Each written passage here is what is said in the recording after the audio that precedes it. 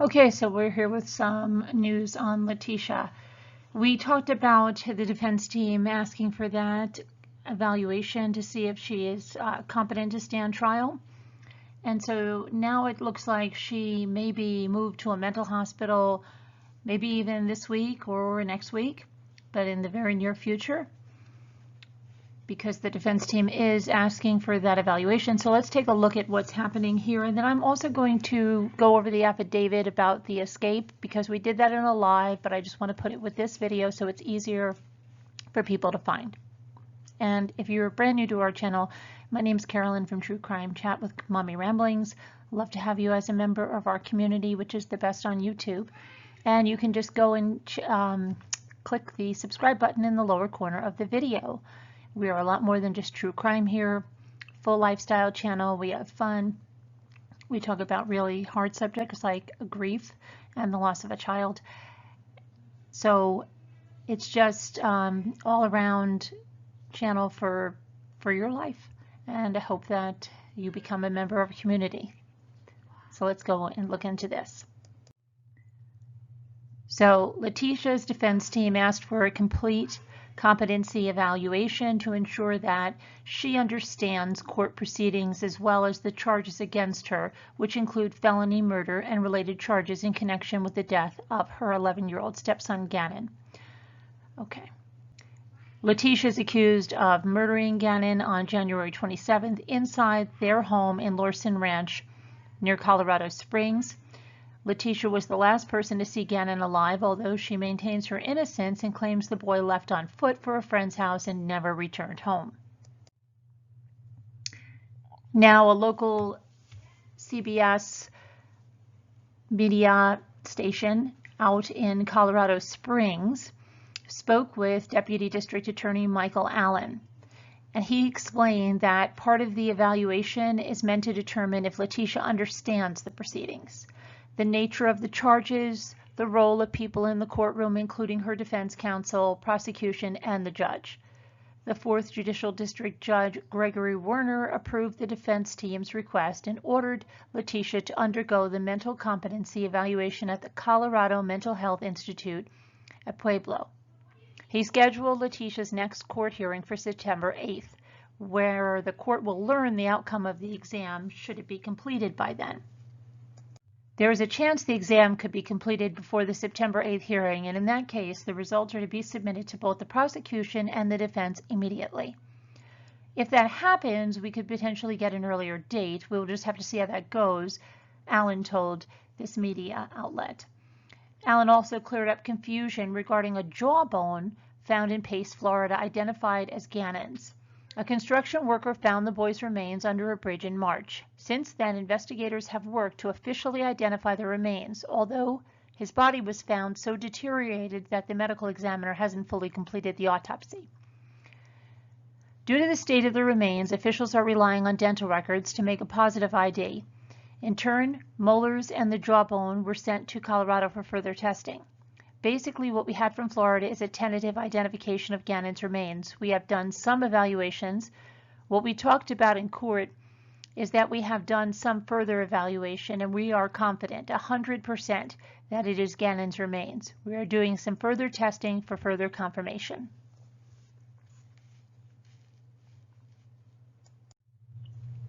Okay, so let's look at this affidavit of probable cause, and this is about the escape attempt.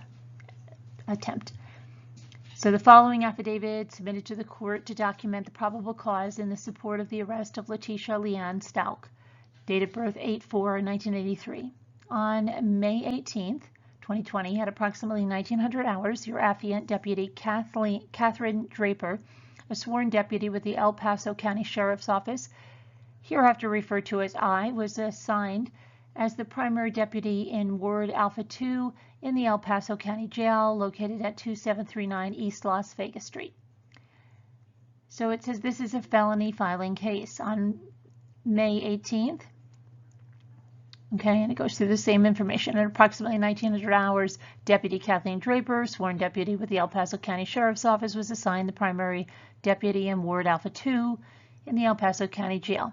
Right? At approximately 1900 hours, Ms. Teresa Borchard, date of birth 6/25/1979, asked to speak with me. Ms. Bouchard is an inmate in the El Paso County Jail. Ms. Bouchard said she has received a couple of letters from Ms. Letecia Stauch, date of birth 8/4/83. Ms. Stauch is an inmate at the El Paso County Jail. Ms. Bouchard stated the letters she received from Ms. Stauch contained written plans for Ms. Stauch's escape. I asked where these letters were, and Ms. Bouchard told me they were in her cell. Ms. Bouchard told me that when Ms. Stauch had her hour out, she stops by Ms. Bouchard's cell, cell number 4, and talks with her. Ms. Bouchard also explained to me that Ms. Stauch will pass notes to her and other inmates by sliding the notes under the doors or through the door jamb. Ms. Bouchard told me this is how she received these notes from Ms. Stauch, was by Ms. Stauch sliding them through her door jamb. Ms. Bouchard explained to me that she is lower level bunk restricted and does not go upstairs where Ms. Stauch is housed in cell number 10. On May 5, 2020, Ms. Stauch was housed in Alpha 2. Ms. Stauch is classified as segregation from all, seg-all, meaning she will not be moved around the facility with other inmates.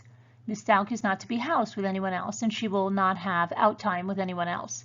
Ms. Stauch is also classified as full restraint escape risk, meaning that she will not be transported outside of the facility without full restraints being placed on her wrists and ankles and her wrists being secured to a belt around her waist.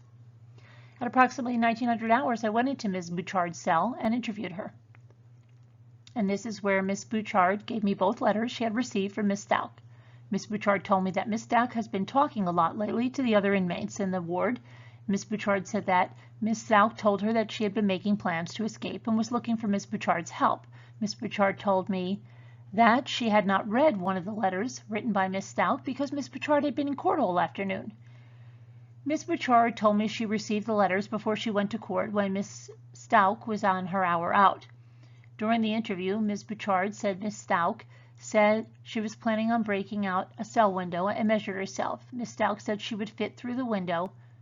I asked Ms. Bouchard why Ms. Stauch would choose her to help Ms. Stauch escape.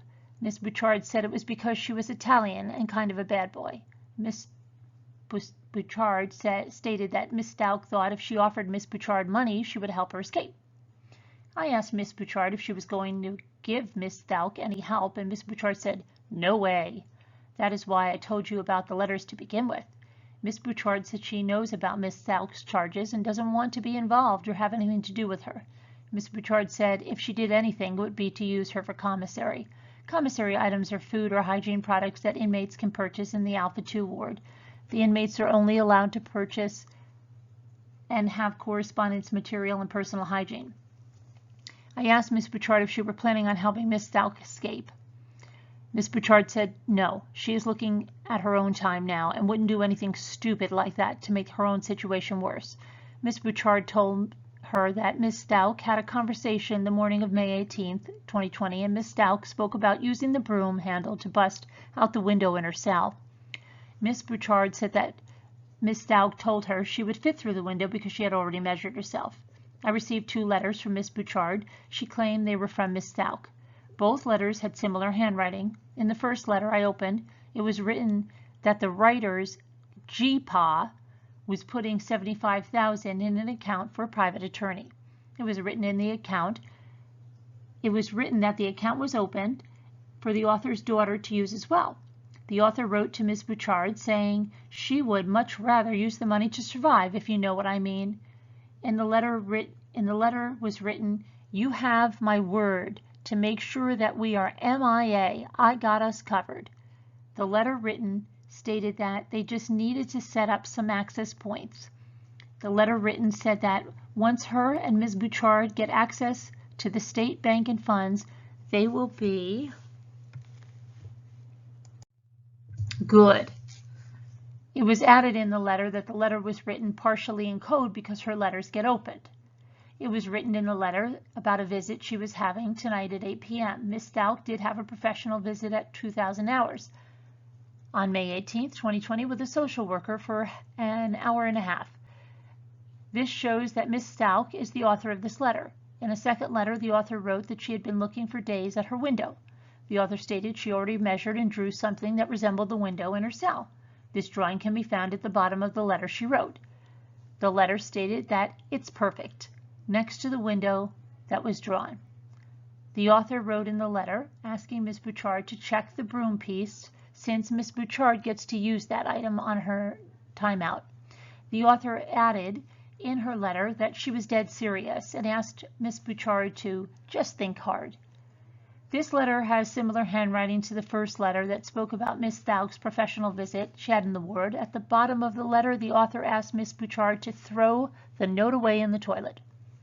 At approximately 2300 hours, Deputy Jennifer Jago, EID 19048, and I went into Ms. Stauch's cell, and I told Ms. Stauch to put on her shoes because she was going to be moved. During the interaction, I did not ask Ms. Stauch any questions. Ms. Stauch was placed in full restraints and escorted to a cell in the medical section.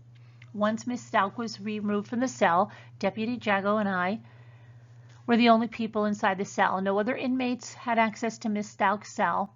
Ms. Stauch comes out by herself for 1 hour out.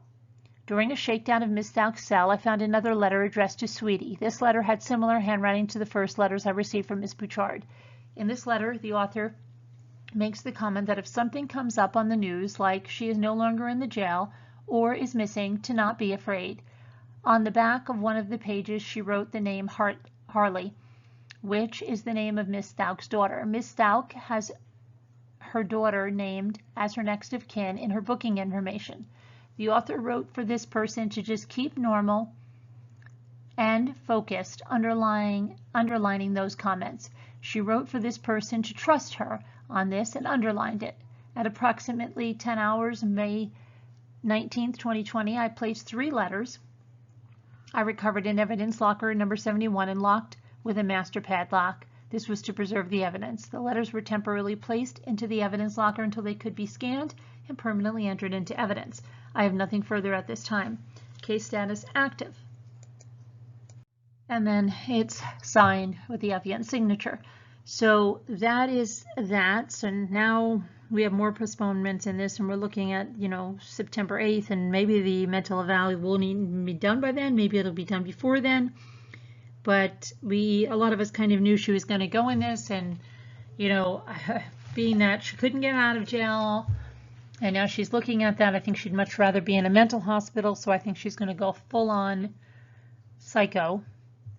And if she's able to fool them, we'll just have to see, right? Anyway, that's the update for that, and let me know what you think in the comments. We can also discuss it on our next live. Have a great one, guys. Bye.